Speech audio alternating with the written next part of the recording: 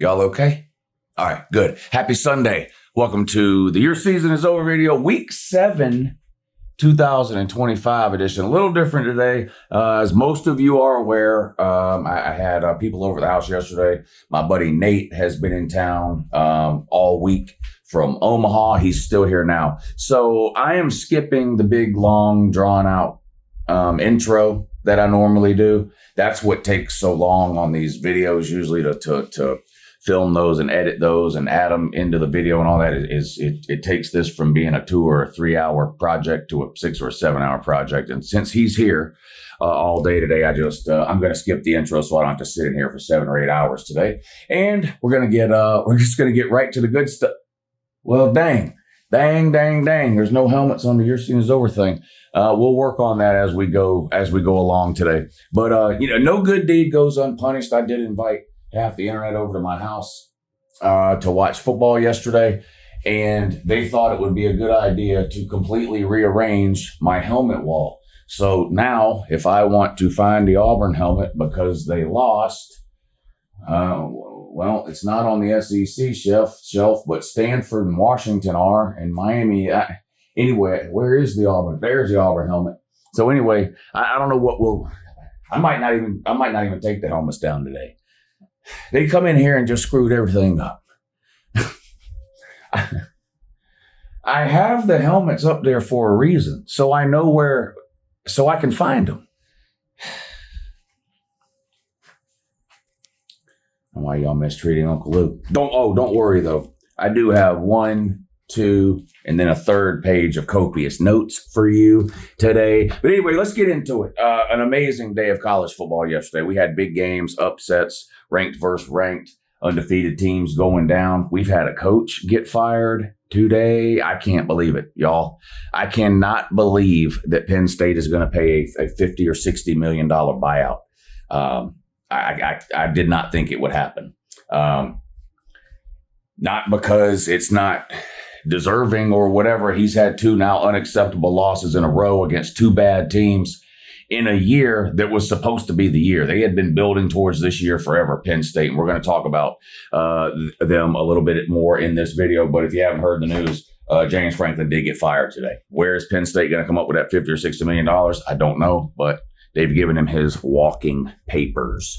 So adios, James Franklin. But great games yesterday. Noon, 3:30 primetime. The late game last night, Utah and Arizona State, ended up not being a very good game. Utah absolutely destroyed them. We'll talk about that too.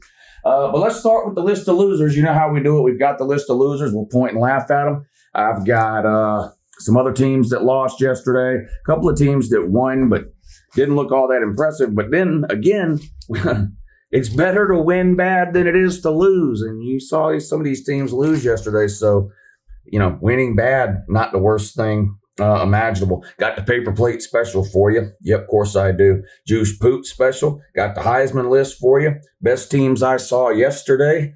And, of course, the We're Back list. Let's get right into it. With Auburn. 20-10, Auburn loses to Georgia. Weird game in that it was pretty much the exact opposite half to half for each team.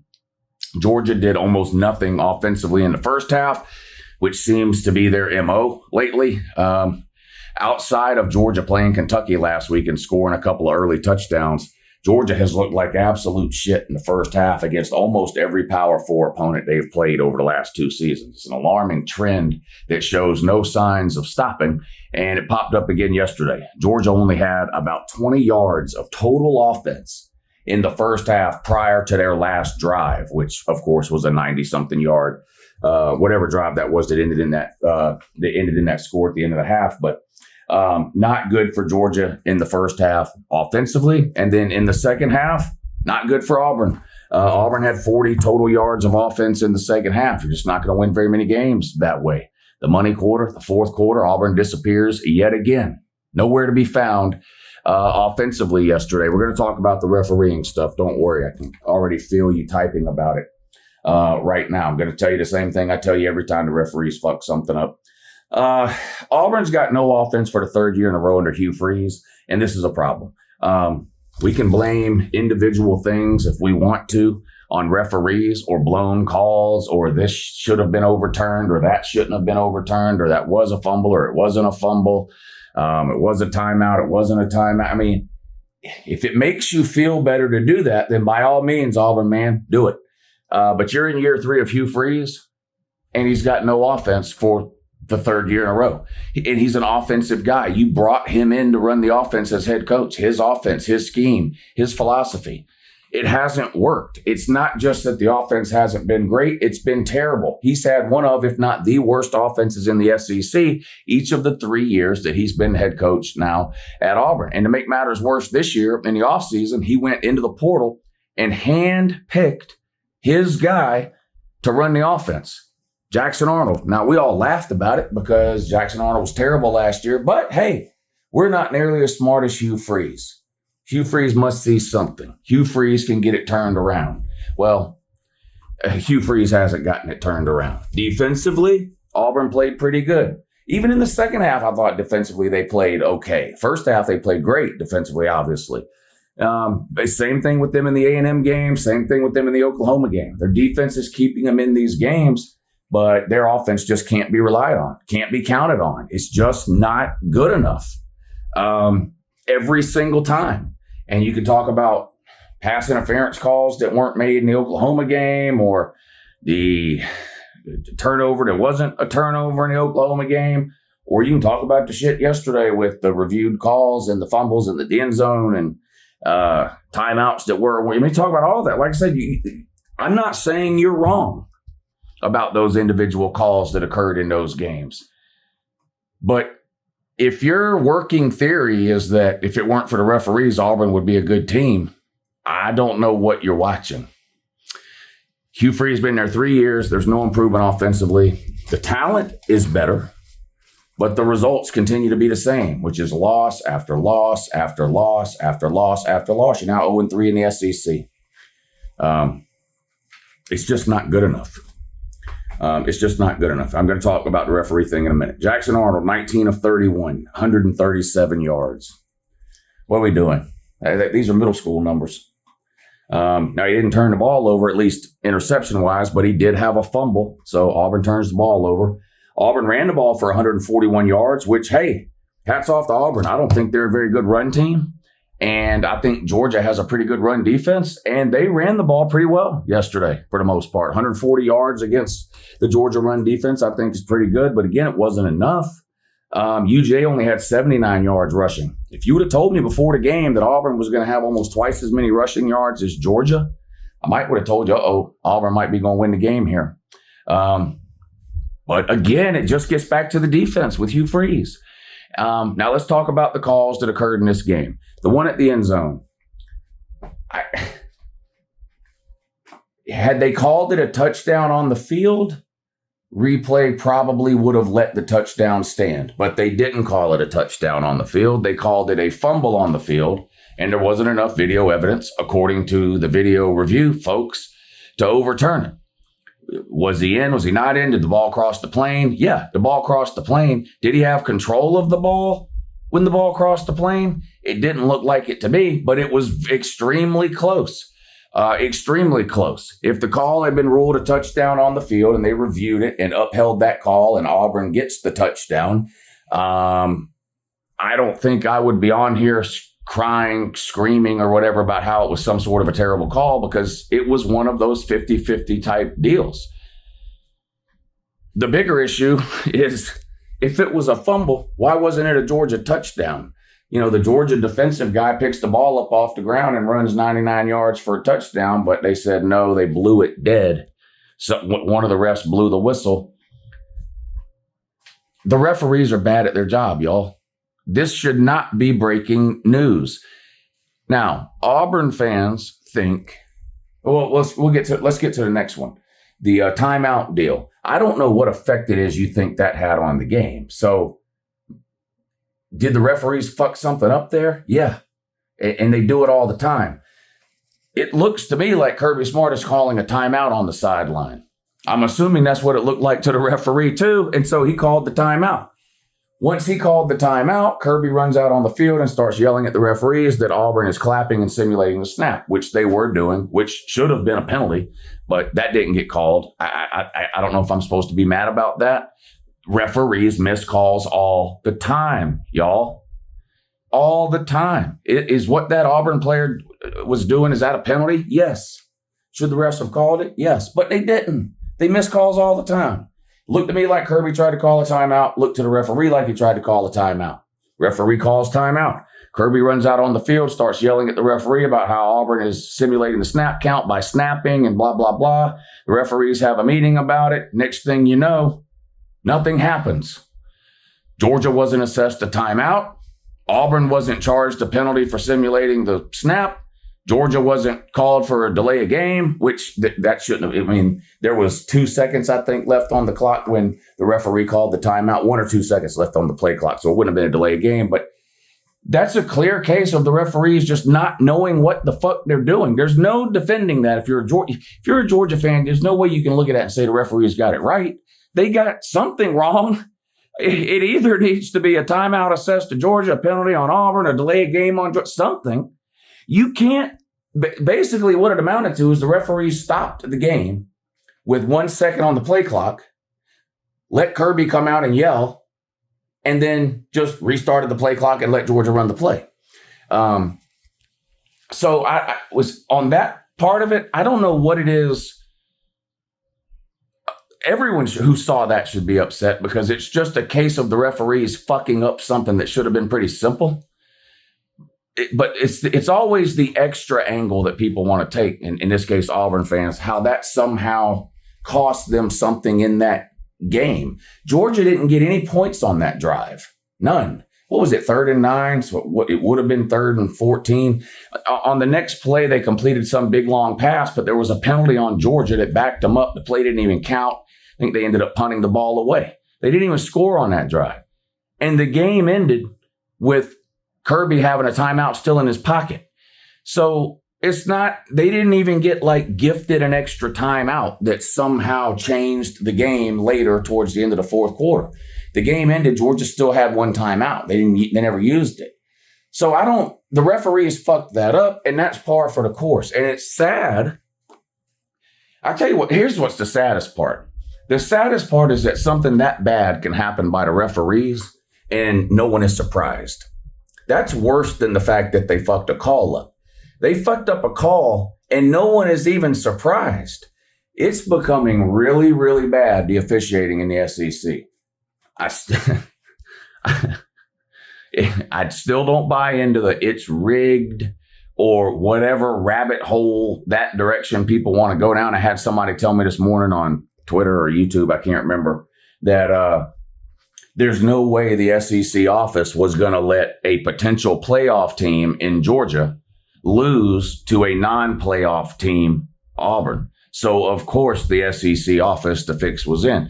Well, my first and most immediate question was, well, why didn't they do that last year when Alabama was busy losing to Vandy and Oklahoma? Why didn't the SEC office prevent that potential playoff team, Bama, from losing to those two non-playoff teams, Vandy and Oklahoma? That's the thing about these conspiracy theories. The minute you spend more than 5 seconds looking into one, they completely fall apart. There's just too much involved for games to be rigged. The referees are just bad at their fucking job. Now, it's a problem across college football. It's not something that just happens in the SEC. Here's the other thing that happens a lot. Because you hear a lot of Auburn fans going, they're out to get us. They have a vendetta against Auburn. The SEC office and the officiating crews are somehow targeting Auburn. No, they're not. You watch Auburn games and you see a lot of blown calls in Auburn games because you're an Auburn fan and you watch Auburn games. I watch 20 games a day. I see those same blown calls in every single game and every single conference from coast to coast across the country. The reality is that the officials in college football are really fucking bad at their job. And we've been over this now a couple of different times on the Your Season Is Over video. The Georgia Tech Wake Forest game from a couple of weeks ago. Georgia Tech's clearly that offsides in the Georgia Tech Wake Forest game was one of the most egregious missed calls that directly affected the outcome of a game that I've ever seen. It was just horrible.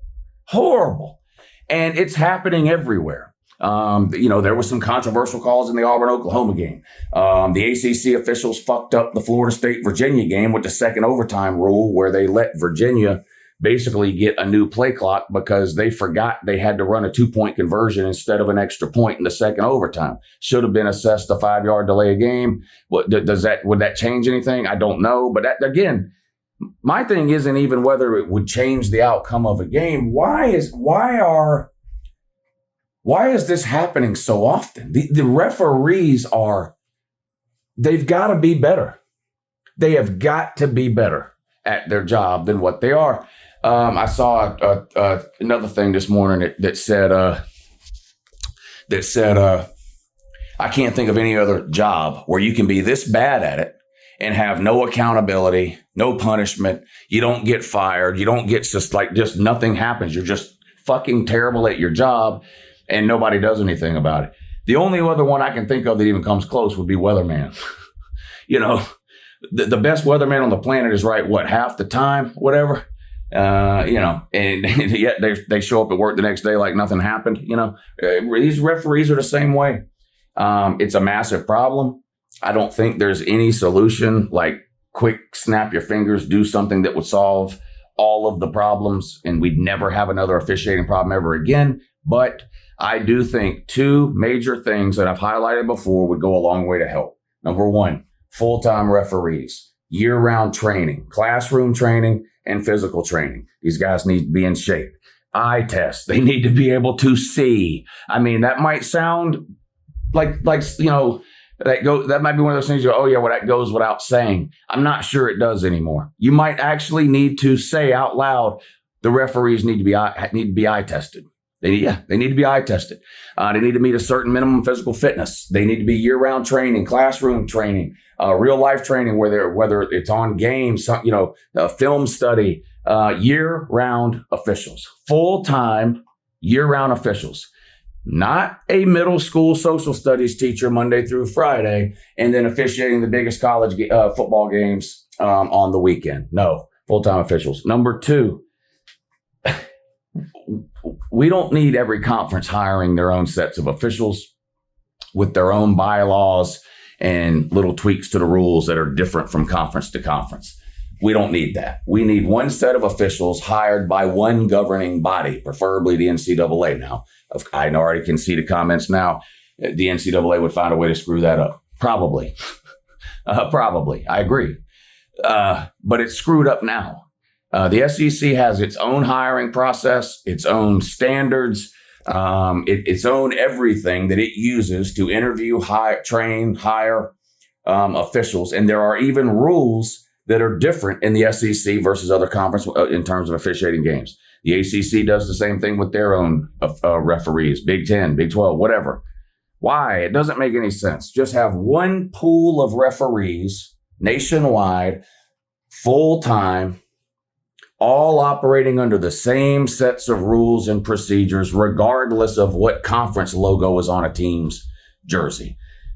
That's not going to solve all the problems. Look, you're always going to have missed calls. And it's like I said this last time too. We've got to differentiate between I think that was holding and they didn't call it, and egregious errors like the timeout situation yesterday in the Auburn game. I don't know exactly what should have happened, but it's not what did happen.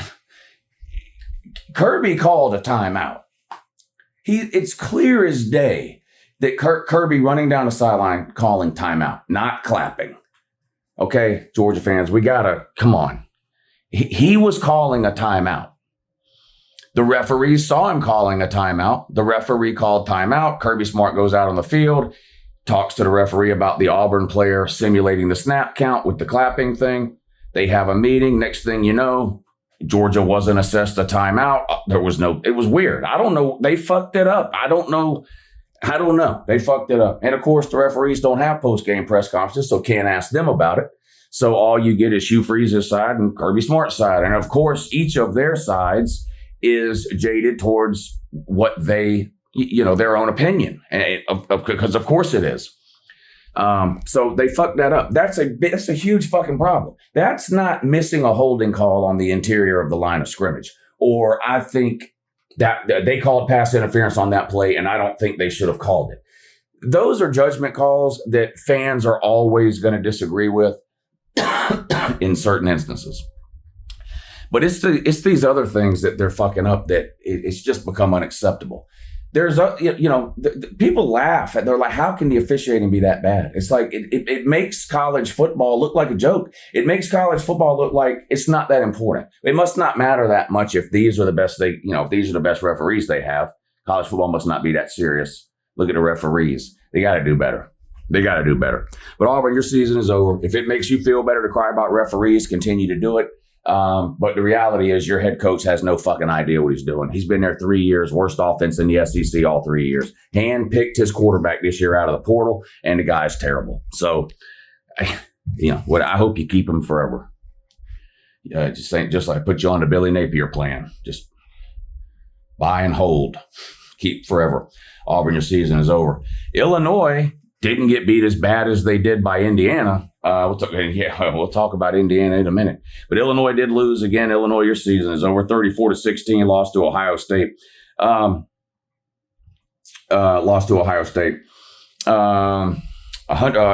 Illinois only had 47 yards rushing.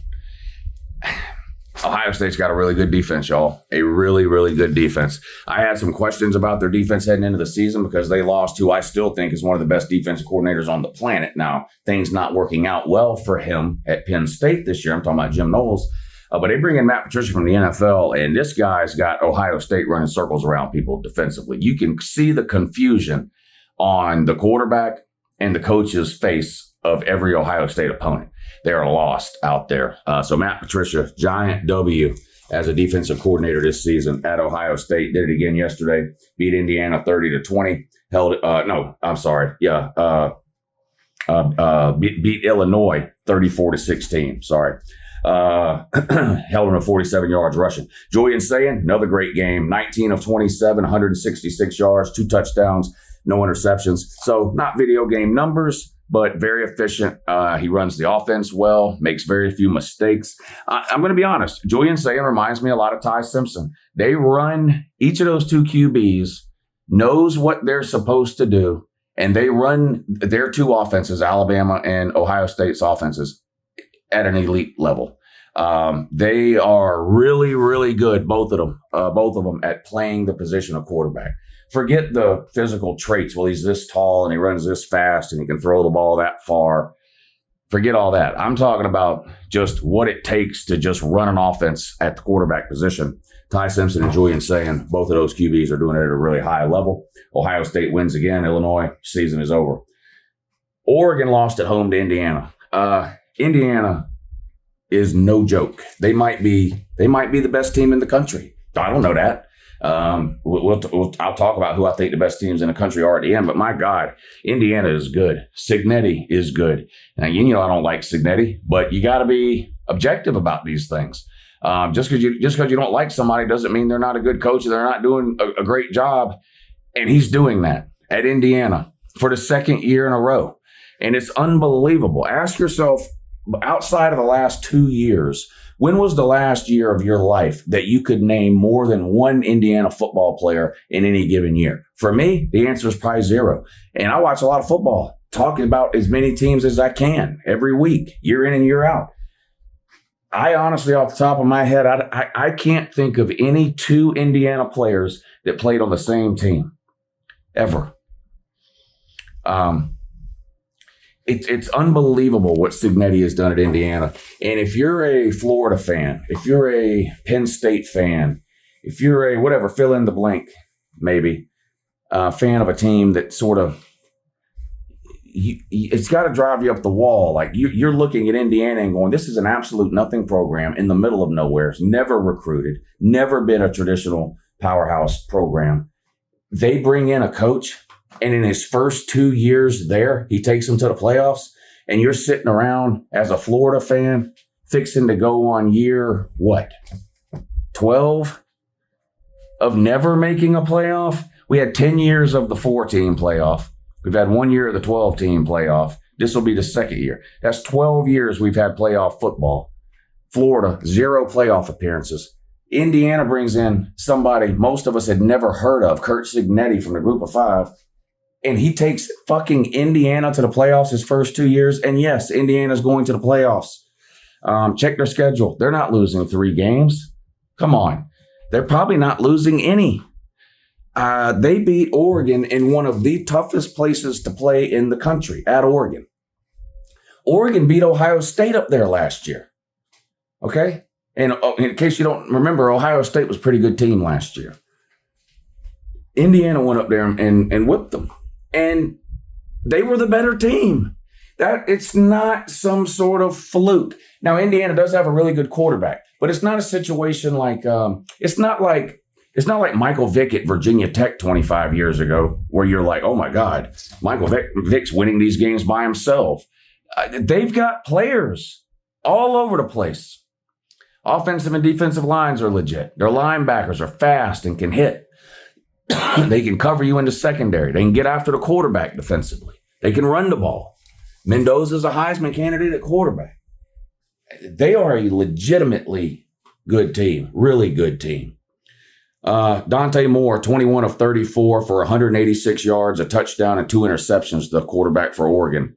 Not good. He was sacked 6 times. 6. Georgia, by the way, 1 sack on Jackson Arnold. 1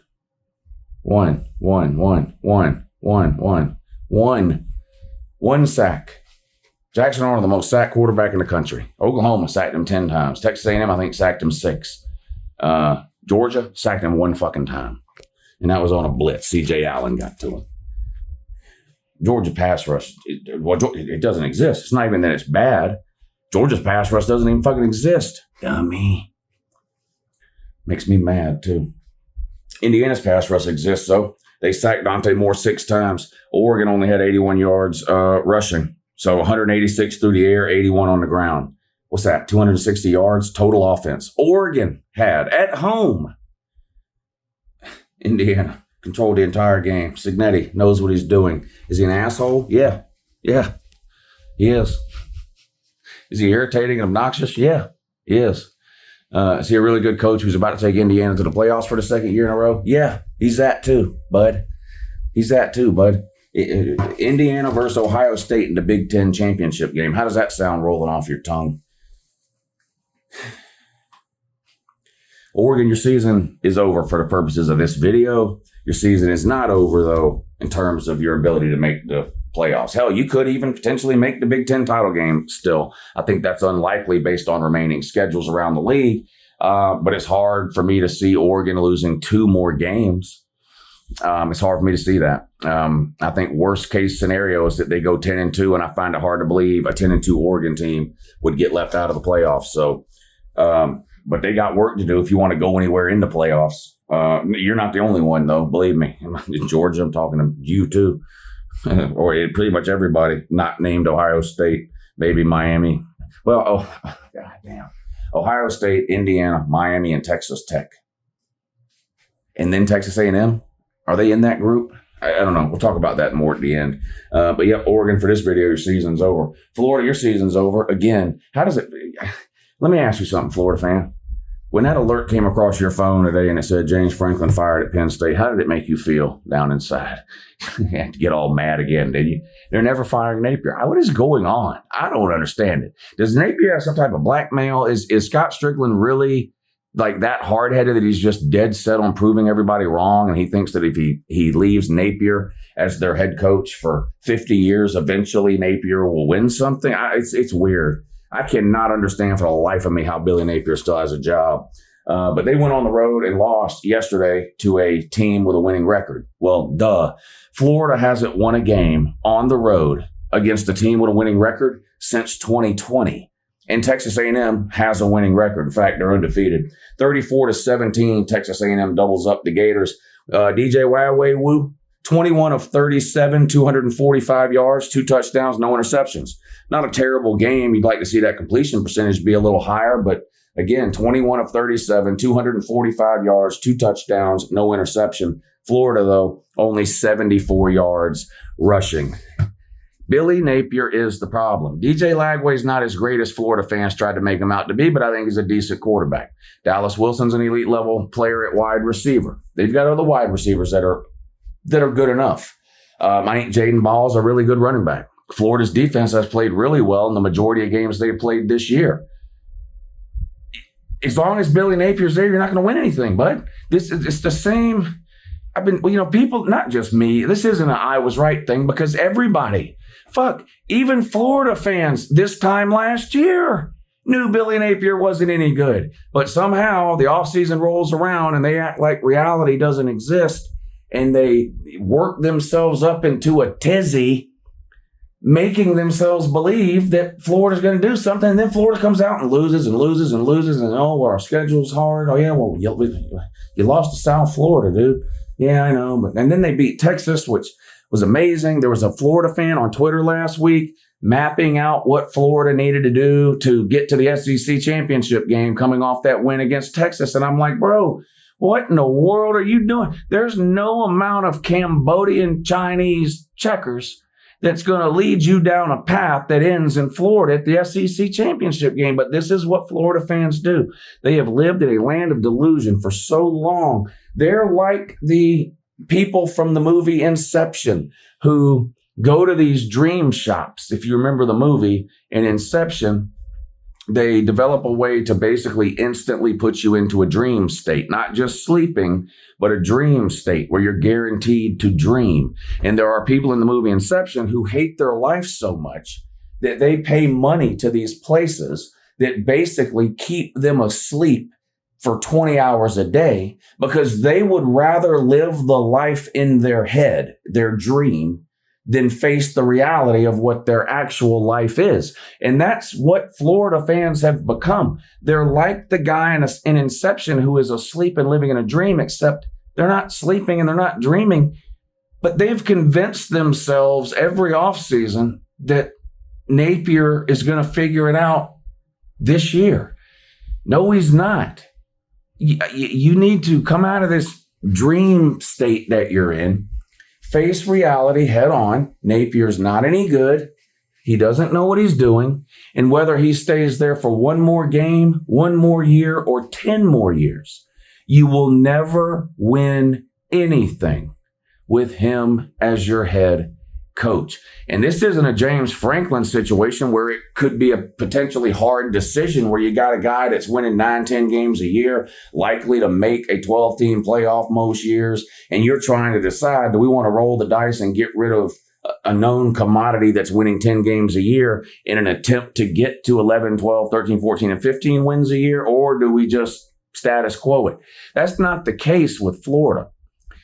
Georgia with Mark Richt, guys winning 9-10 games a year. That's a tough decision. Mark Richt was fired in a year he went 9-3. Billy Napier's never been within a country mile of 9-3, and y'all just when you get mad, you say the right things. He's terrible. Why is he still here? When I wake up in the morning, I better have an alert on my phone that says he's fired. You say all of that every Sunday. You're probably saying it down there right now. And then on Tuesday, I see you on Twitter talking about how you're going to beat the 1985 Chicago Bears this week. And this is how we could potentially still get to the playoffs and all this stuff.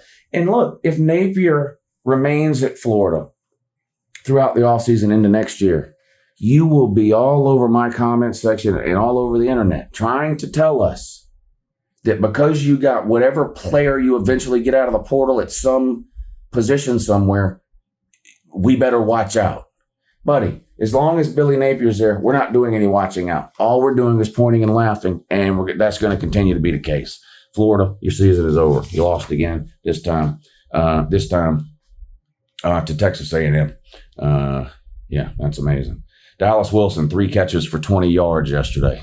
Guess he didn't sneak up on Texas A&M like he did Texas. He did have a touchdown, though. Oklahoma lost to Texas 23-6.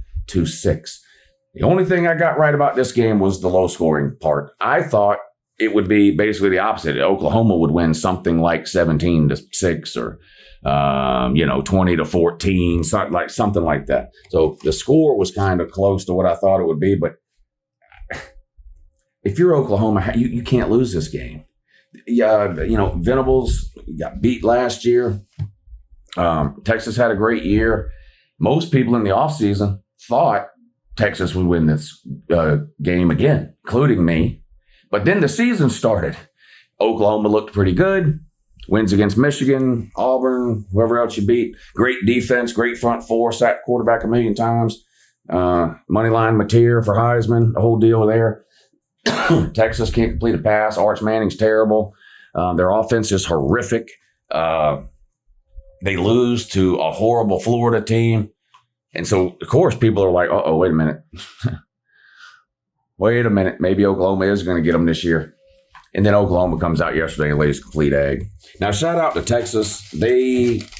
This was a classic example of like playing with your hair on fire, or however you want to call it. This was a team that knew they were backed into a corner. You got to remember, that was Texas' second loss they took last week on the road at Florida, having already lost to Ohio State. So they're staring down the barrel of 3 losses every single week of the season from now on. And they played like that yesterday. So I don't want to take anything away from Texas. They played their best game of the year yesterday for sure. But if you're Oklahoma, you had to have that one. You have got an absolutely brutal schedule coming up over the next month. And in a lot of people's minds, mine included, you have now gone, again, the people I had over here yesterday completely rearranged my shelves just to screw with me. I used to have my top 15 lined up here, but that's not the case now. But I had Oklahoma, 5 or 6, something like that, and headed towards the playoffs. I have changed my mind drastically now. But the performance I saw yesterday against Texas, combined with what you have left on your schedule, it's hard for me to see you going 10-2. It could be that last game of the regular season between LSU and Oklahoma is a monster. LSU and Oklahoma could both have 2 losses heading into that game. Now, that's going to be interesting if that happens, because Brian Kelly does not perform well in those spots generally, and maybe Oklahoma pulls off a win and finishes the season 9-2. But the more likely scenario is that you might have already lost 2 more games by the time you play LSU, and so you play spoiler. You've got 3 losses already. LSU's got 2. You give them their 3rd in that final game. But anyway, Oklahoma continues. It's sort of the same issues they've had all year: inability to run the ball.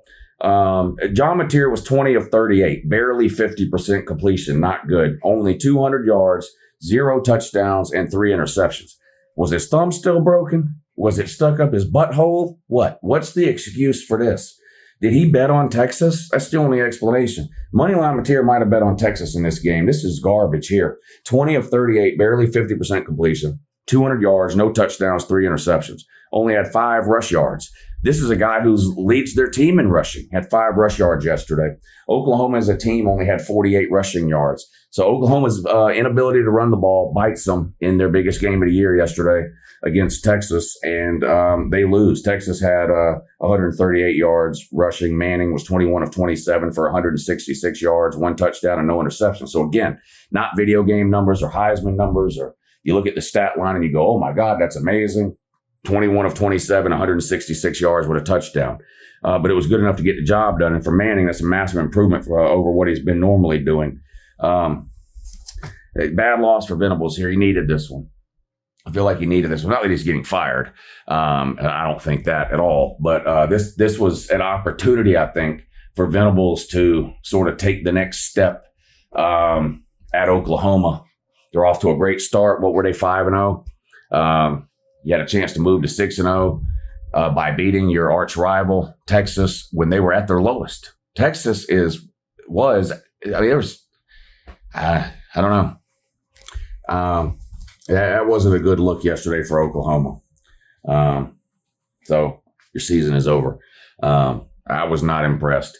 Jay Knott, milk carton, go get Jay Knott, that running back from Cal. Been waiting on him to do something all year. I'm still waiting. I don't know, man.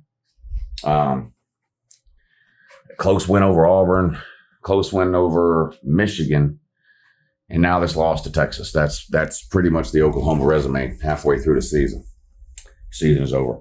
Michigan absolutely got destroyed by Southern Cal. Michigan, your season is over, bud. Unbelievable. 31-13, Southern Cal beats Michigan. Bryce Underwear, 15 of 24, 200 yards, 2 touchdowns, and an interception. Justice Haynes only had 51 yards rushing. Unfortunately for Michigan, Bryce Underwear, talk about it every week. Ton of talent, ton of potential. Looks like he was created in a lab. That's great. Problem is, he's never played college football before until this year. He's a true freshman, and he looks like it. And he has struggled on the road, and it popped up again yesterday. And the bright spot for Michigan, sort of the thing that the gas that has sort of kept their engine running through the first half of the season was Justice Haynes. The guy had been unbelievable, over 100 yards almost every single week, one of the best running backs in the country. And he was really a non-factor yesterday. Not a terrible game, but when you're Michigan and so much of your offense relies on that, and he comes up with a 50-yard performance, probably not going to end well. And that was the case yesterday. You lost 31-13. Justice Haynes only had 51 yards. Michigan had 300 yards of offense total. 300 yards of offense total against, I want to remind you, this is against Lincoln Riley's defense. If there was ever a spot for the Michigan offense to look like it knew what it was doing after 2 years of ineptitude, this was it against the Lincoln Riley defense. But the problem is, Lincoln Riley's defense this year, at least, has been decent against the run. Their front four has played pretty good, which is unusual, but it's true. Their secondary, on the other hand, has been taken advantage of a couple of different times this season in a couple of different games, and Michigan does not have the personnel to do that. Even if Bryce Underwear was playing at a higher level, there's not really a receiver on Michigan that necessarily scares anybody. They're going to have to sort of relook at that position room, I think, in the portal probably in the offseason and try to find some kind of dynamic. Doesn't even necessarily need to be a deep threat. Even a possession receiver would be nice to have if you're Michigan. But they got work to do at the skill positions on the outside offensively, and they just weren't able to do anything. They just weren't able to do anything yesterday against Southern Cal. Wow. The quarterback for Southern Cal, he's one of these Gilligan's Island people. I can't pronounce his name, something YSIO or whatever it is. 25 of 32, 265 yards, 2 touchdowns, and an interception. He might be the best quarterback in the country that people don't name when they name the best quarterbacks in the country. And I'm pointing fingers at myself too.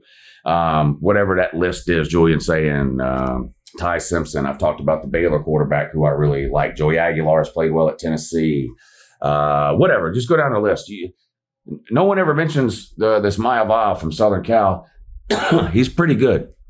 And that doesn't surprise me. You look at Lincoln Riley's track record with quarterbacks. It's pretty good, in case you didn't know. So not surprising, but they appear to have another really good one there now. And they beat Michigan 31-13. Arizona State got destroyed by Utah. This was disappointing. This was the late night game. This was the wind down game. Things start to come to an end. Let's put the Utah-Arizona State game on as we fall asleep type of deal. And, it did that. It definitely put you to sleep. 42-10 was that the score. Utah just beat the soul out of Arizona State. Now, to be fair to Arizona State, they were without their starting quarterback, Sam Levitt, and they had to play Jeff Sims. Yeah, that Jeff Sims. He's still around, y'all. He's still around. There's a lot of 25 and 26-year-old college football players now because of the never-ending eligibility that we have due to extra COVID years and lawsuits against the NCAA, where basically they make it now where you can play college football as long as you want, basically. As long as you're enrolled in one basket weaving class, you can stay around campus and just continue to suit up. And that's what Jeff Sims is doing. Problem is, didn't work. He was 18 of 38. That's under 50%. Bad, real bad. Only 124 yards, no touchdowns, no interceptions. Jesus. That's absolutely terrible. Arizona State had 135 rushing yards. That's it. Wait till you hear how many Utah had. Dan Pierre, that quarterback for Utah, he only threw 12 passes. He was 7 of 12 for 100 yards, no touchdowns, no interceptions. But guess how many yards rushing they had? 280. 280. Bully ball. Beat them up along the lines of scrimmage. Beat them on the outside. Just played better. Just were the better team, honestly. Utah is a good team. They took that loss early on to Texas Tech, but it turns out Texas Tech is a pretty damn good team. It looks to me right now like Texas Tech and Utah are currently the two best teams in the Big 12. Now, there is a lot of football left to be played, and if last year taught us anything about the Big 12, November is going to be a train wreck. You're going to end up with probably 5 or 6 teams in the Big 12 all sitting there with 2 and 3 losses. Maybe Texas Tech's undefeated or 1 loss, but the rest of those teams are going to be 5 or 6 teams that are still alive to make the Big 12 title game in the last week or 2 of the season. But Utah looked good this weekend. That quarterback is good. Whittingham, you already know he's a great head coach. Utah looked pretty good to me. What else? Florida State. Are we reaching the part of the Florida State downfall where it's getting less and less entertaining to laugh at them now? It's close. We got there with Florida a few weeks ago, started talking about, Florida's been so bad for so long and lost so many games, and Billy Napier's so bad and this and that it's not even really funny to laugh at them anymore. It's going to be funnier if they actually beat somebody. Like, that would be funnier. That's how bad Florida is. And then they went out and beat Texas, and yeah, it was fucking hilarious. And it's getting to that point now with Florida State. Now, luckily for us, they beat Alabama in week 1. So that sort of rejuvenated the Florida State fans into talking a bunch of dumb shit, And so it is still fun, I think, to laugh at Florida State when they lose, because they spent the first month of the season telling all of us that they were going 100-0 and winning the Oscars. Remember that? And now, since then, they haven't won a fucking game. That's their 3rd loss in a row. They lost on the road at Virginia, and now back-to-back home losses. The first one against Miami. Now, you can understand that. You don't have to accept it if you're a Florida State fan. That's your rival, but you can understand losing to a really good team, which Miami is. That ain't Pitt, though, bud. That ain't Pitt. And Pitt came into Doak and bitch slapped you. And I enjoyed it. I really did. I enjoyed it. Florida State's defense doesn't exist. It's terrible. It's got to be frustrating, if I can get serious for a second with the Florida State fans. It's got to be frustrating because last year, Florida State obviously really, really bad, 2-10. But, their defense was not terrible last year. If you look at a lot of the scores of the Florida State games, they just had no offense at all. They couldn't even get first downs. Never mind score. We all know about the quarterback issues they had with the ukulele and all that. But, they just had offensive issues across the board last year. Absolutely terrible. But they would give up 14, 17 points and lose and shit like that. Their defense was pretty good. This year, it's the exact opposite. Exact opposite. Their offense goes up and down the field like a track meet. Defense can't stop a nosebleed. This is the exact opposite of last year. But Florida State 3-3 now because you lost to Pitt. Dang, hate to hear that. 34-31. Castellano 16 of 23, 245 yards, 3 touchdowns, and no interceptions. You go, wow, it's pretty damn good. Yeah, but he doesn't play defense though. You know what I'm saying? Yeah, those are good numbers for your quarterback. But he don't play defense, bud. Florida State had 170 yards rushing, but they got no defense. Exact opposite of last year. And now you're 3-3, 0-3 in the ACC. And Mike Norvell is still your head coach. And same speech for you that we give to the Florida fans. When are you going to wake up and realize that Mike Norvell has no idea what he's doing? 0. This is his 6th year. So he's been there 5 full years and now this year.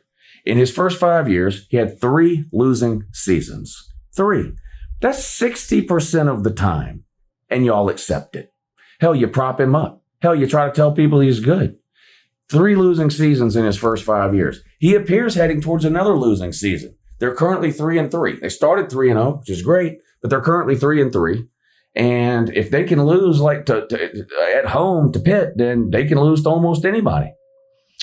They may have another losing season. Then you're going to be looking at a situation where your head coach has been there for 6 years and he's got 4 losing seasons in 6 years.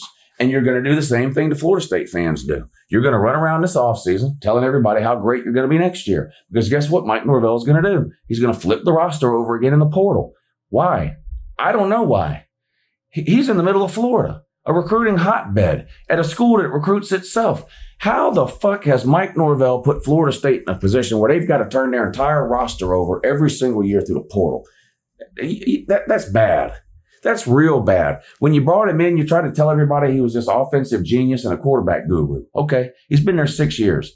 Where's the quarterback that Mike Norvell has found in high school, recruited, signed, developed, and is now playing? Where is that guy? Because it ain't Tommy Castellanos and it ain't DJ Ukulele. So who is it? Where is it? Why is that not happening? He's not a good head coach. He's not a good head coach. And I don't know. Look, I can't believe Penn State fired James Franklin. Why? The buyout. I didn't think we were going to see any more of these huge buyouts because money has become so much a part of what college football is now because of NIL and revenue share. So these schools are basically competing to see who can get the biggest bank account so they can go out and buy better players, whether that's through NIL collectives or direct payments from the school and rev share, which they're now required to do. $21 million a year on the athletes they're required to pay now. And so I didn't think we were going to see any more of these 50, 60, 70, $80 million buyouts like we had become accustomed to seeing in the 2010s. And then Penn State fires James Franklin today. And his buyout is what, $58 million, almost $60 million. It's going to cost Penn State $100 million to fire James Franklin and hire a new staff because it's not just James Franklin. There's 100 people on his staff. They all have buyouts. Now, their buyouts aren't in the millions of dollars like head coaches are, but when you got 100 of them, they add up. And then you got to hire an all new staff. And when you hire these college coaches, guess who pays them to move there? Penn State. Guess who provides housing? Penn State. Like, it's very expensive. It's going to end up costing Penn State. I can't believe they did it. Cannot believe they did it. So I was wrong. So my speech about Mike Norvell, Billy Napier, and every other coach is going to have to be altered now. I used to think a lot of these schools would be stuck with these coaches, whereas before they would just easily fire them and pay the $50 million because I didn't think any school was going to be paying these $50 million anymore. I was wrong about that. So why does Norvell still have a job? Fire him, pay the buyout, and go get somebody that knows what he's doing. Why does Billy Napier still have a job? Fire him, pay his buyout, and go get somebody that knows what they're doing. Pay it. Penn State's paying it. You should pay it. But Billy Napier and Mike Norvell are terrible head coaches. It's not that they're not elite. It's not like, well, they're not on Kirby Smart or Dabo or whatever coach you want to name that you think are the top 5, Ryan Day or whatever the coaches you think are in the top 5 or top 10 or whatever. It's not just that they're not that. They're in the bottom 10, folks. But Norvell and Billy Napier are bottom 10 Power 4 head coaches. There aren't 10 head coaches in the Power 4 right now worse than Norvell and Napier. Why do they have 2 high-profile jobs in the state of Florida? Why? It's almost like Florida and Florida State don't even want to win. I mean, why am I, as a college football fan, supposed to take Florida State serious as a football program when their own athletic department doesn't even take them seriously? Great question. These are the things I lay up at night thinking about. Penn State, James Franklin, lost to Northwestern 22-21. Fireable offense, apparently. James Franklin's out of a job. This is an unacceptable loss for James Franklin and Penn State 2 weeks in a row. Drew Aller's hurt, out for the year. Hate that. I don't ever want to see anybody get hurt for any reason. Minor, severe. We all hate injuries. But he gets hurt yesterday in that game. They announced after the game he's done for the year. They announced this morning James Franklin's done for eternity, at least at Penn State. Don't come back. Get out, pack shit, and go. The game is walking papers. Unacceptable loss 2 weeks in a row for James Franklin and Penn State. UCLA last week, and now Northwestern at home. Just ridiculous. Drew Aller, 13 of 20, 137 yards, no touchdowns and interception. I don't want to pile on Drew Aller because he got hurt yesterday, but that's the most Drew Aller stat line I've ever seen in my entire life. This could literally be any game he's ever played. 13 of 20, 137 yards, no touchdowns and interception. Nick Singleton, you suck too. The NFL running back last year, probably a 2nd or 3rd round pick. You'd be playing today. You'd be playing in a game today if you'd have went to the draft last year. You didn't. You came back. And now it just feels like you don't even care. What happened to you? You were one of the best running backs in football last year. Now you can't do shit. Now, Katron Allen is still out there trying week in and week out, and he had another decent game yesterday. But Nick Singleton just ain't it at all. It's Nick Singleton, 7 carries for 20 yards. What are we doing? Katron Allen had 16 carries for 90 yards and a touchdown. Nick Singleton, 7 carries, 20 yards. That's less than 3 yards per carry. Both teams yesterday, Northwestern and Penn State, had under 300 yards of total of offense. It's just embarrassing. It's just embarrassing. I don't know. Who's Penn State going to hire? Curt Cignetti, maybe. I don't know. Would Curt Cignetti go there? Why would anybody go there? I don't know. That's a serious question. I don't know why. I don't know. 1984 was a long time ago. At Penn State, there's more people that know Penn State because of Jerry Sandusky than know Penn State because they were a great football program in the mid 80s. That's just reality. I don't know who they're going to get. The last time they hired a head coach, they got him from Vandy, a low bottom tier SEC program at the time. Do they look to do the same thing? I don't know. Would Cignetti even take that job? Are there any benefits right now? The way college football is structured today, 12-team playoff and likely getting bigger. Is there any benefit to somebody like Cignetti to leave Indiana to take a job at Penn State? The money is probably going to be the same. Indiana will pay Cignetti whatever he wants to stay there. So it wouldn't be money. The ability to win, he's winning now where he's at a higher level in 2 years than Franklin has done in 12 years or whatever at Penn State. It's not some sort of recruiting hotbed, Pennsylvania. There are good football teams and good high school football players there, but it's not it's not Florida or Georgia or California or Texas. I mean, it's not, it's better recruiting, I guess, than Indiana, but recruiting is nationwide now. And because of portal and NIL, you can literally just go buy whoever you want. So I don't know what the advantage would be for Cignetti to leave Indiana to take the job at Penn State. So who do you look at from there? I don't know. I have no idea. Not my job to figure it out either. That'd be your job, bud. The guy at South Florida, Golish, is that his name? They're going to hire an offensive guy, aren't they? Penn State. This is what everyone, this is what teams do, right? Overreact. Penn State's been a pretty good defense. Their offense hasn't existed. They fire their head coach. Aren't they going to go hire an offensive head coach? Doesn't it seem like that's what they're going to do? Seems like that to me. Maybe to go get Golish at South Florida. I don't know. But an unacceptable loss at Northwestern. Holy shit. Losing to them in anything other than a spelling bee is bad. All right, here's just a rundown of some other games yesterday I wanted to touch on real quick. North Texas and South Florida was one of the wildest games I've ever seen. This was a Friday night game. We streamed it. A lot of y'all were there. There were 6 turnovers in the first quarter of that game. I don't think I've ever seen that. Each team had 3 turnovers in the first quarter. The third quarter was an absolute track meet for South Florida. They just went up and down the field, and they ended up beating North Texas 63-36. So both teams have the same record now and could play again in a conference championship game. South Florida's only loss is a non-con loss to Miami. This was North Texas's first loss, a conference loss to South Florida. Probably the 2 best teams in that league. We may see that again in a conference championship game. Texas Tech remains undefeated. They destroyed Kansas 42-17. They look legitimate to me. Texas Tech. They look like a playoff team. South Carolina, 20-10 losers on the road at LSU. Shout out to my buddy Carolina Jackpot. Made the trip all the way out to Baton Rouge to see a night game. I'm jealous. I'm sure it was an amazing experience. Unfortunately for you, Juke Poot, your team's not very good and your coach is even worse, it appears. Shane Beamer. I don't know if last year was a fluke. I hesitate to say, I know you said that. Jackpot called last year a fluke on a video he made yesterday or today. I don't know if last year was a fluke. South Carolina went 9-3.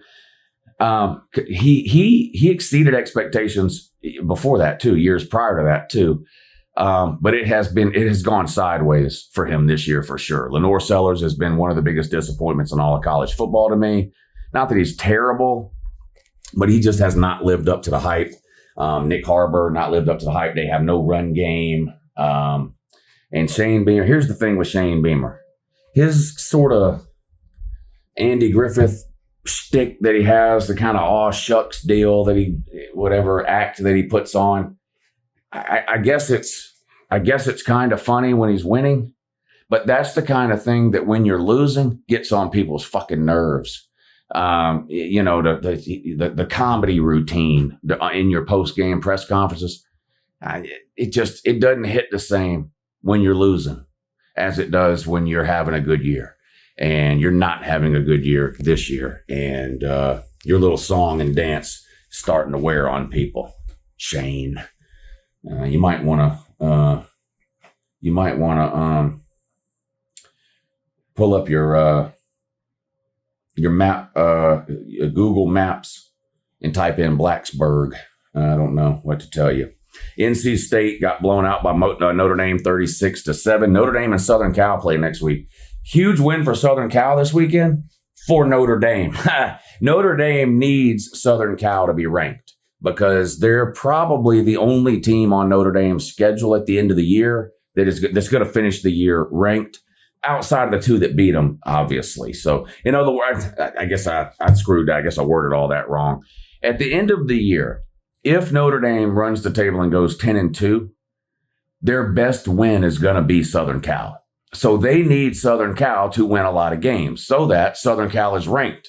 So they can sit back and go, look, we beat the 15th best team in the country, and we only lost to 2 top 5. That's the argument they want to be able to make. So it was big for Notre Dame that Southern Cal beat Michigan yesterday, and they need Southern Cal to keep winning outside of this weekend coming up when they play them. But they need Southern Cal to win games this year.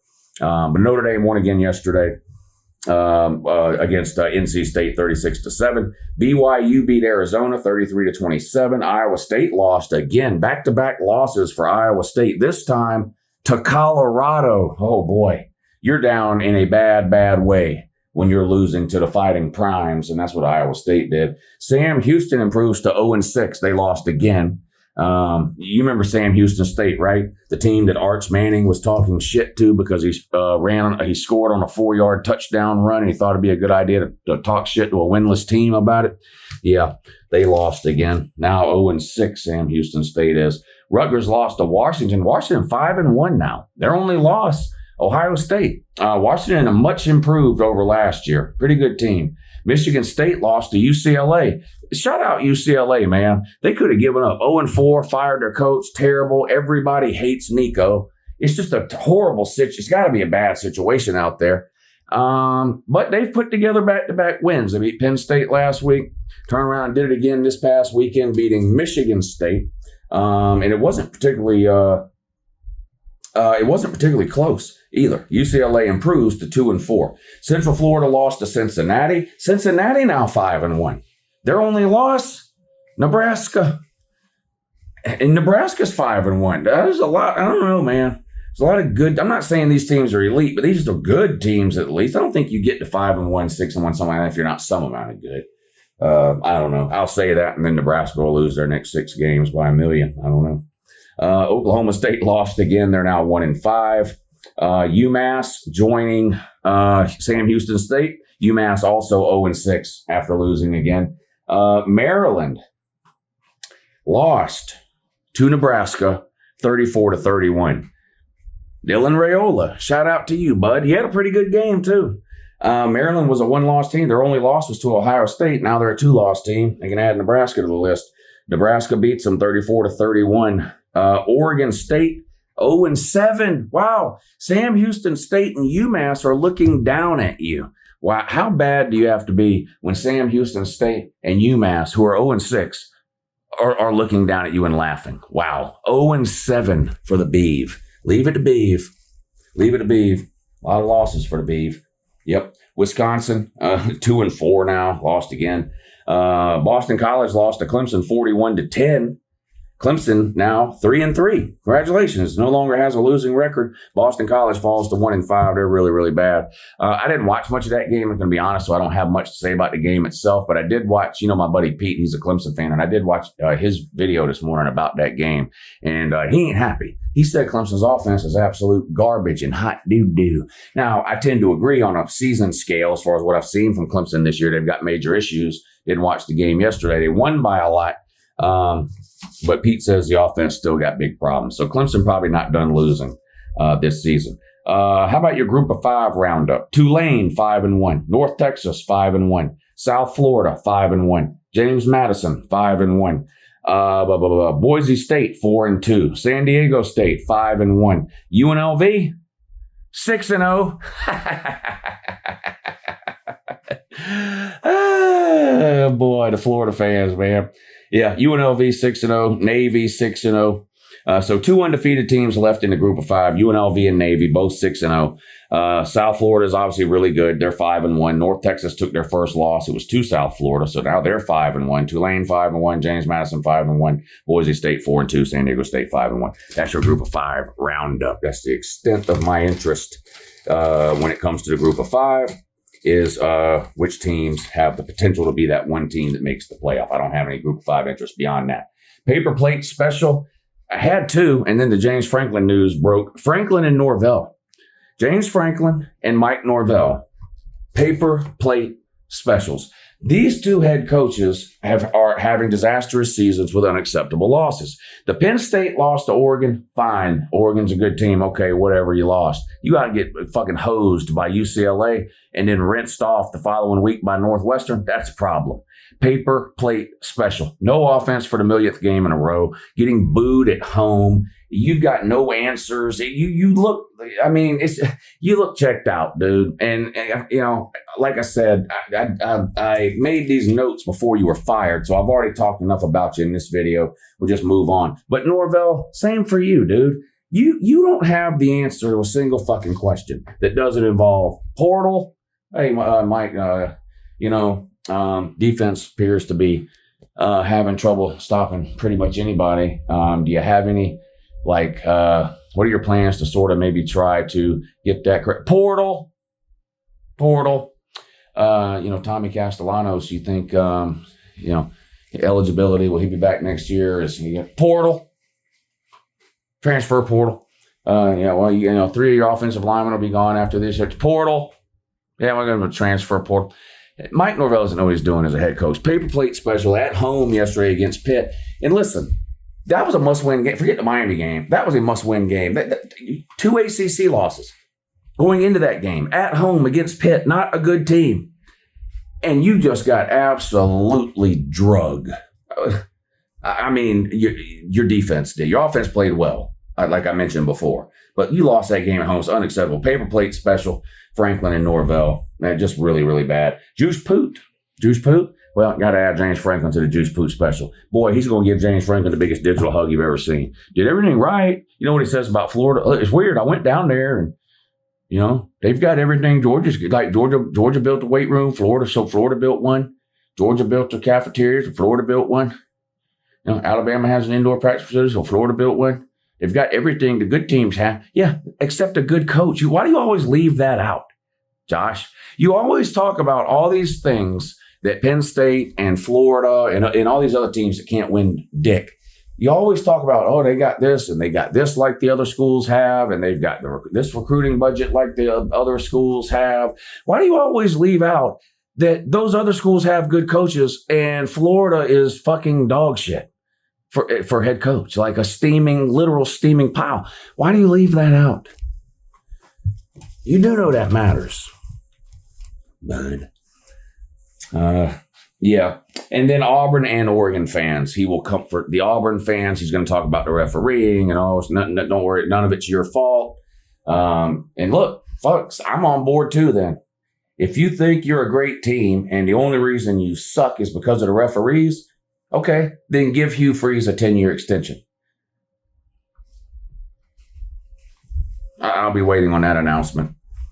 But Josh Pate will make the Oregon and the Auburn fans feel better tonight. Here's my Heisman list. If I had to submit a Heisman ballot today in no order, just they call and say, hey, Lou, give us 4 names for the Heisman. Okay. Mendoza, Simpson, Sayin, Beck. Mendoza, Simpson, Sayin, Beck. Now, if they called me and said, Lou, who are some of the best players in college football that probably aren't going to win the Heisman because they don't play quarterback, and the Heisman is basically a quarterback award? Jeremiah Smith, Jeremiah Love, Justice Haynes, Ahmad Hardy, Reuben Bain. Reuben Bain. I just like the name. Bain. I'll add him there too, Reuben Bain. Best teams I saw yesterday. Ohio State. They might be the best team again, y'all. It's hard to win a natty. It's even harder to win 2 in a row. They might do it. They might do it. Natties aren't won in October, though. They got a long way to go, but they look really good. Indiana. Did you watch? Come on. You can't. Every time Indiana beats somebody, then y'all show, well, they're not any good. Indiana beats Illinois. Illinois not any good.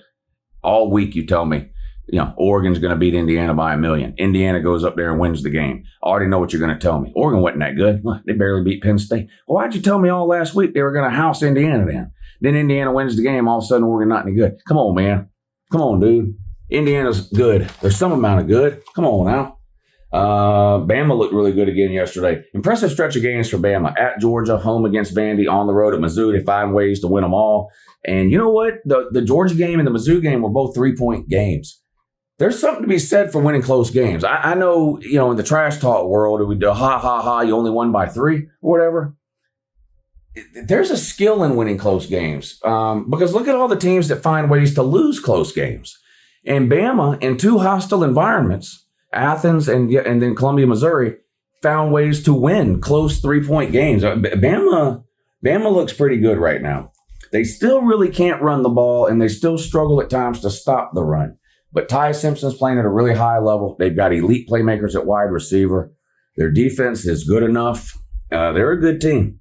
Texas Tech looks really good again. Utah, extremely impressive yesterday. Texas A&M needs to be given more credit than they've been getting, from myself included. Anybody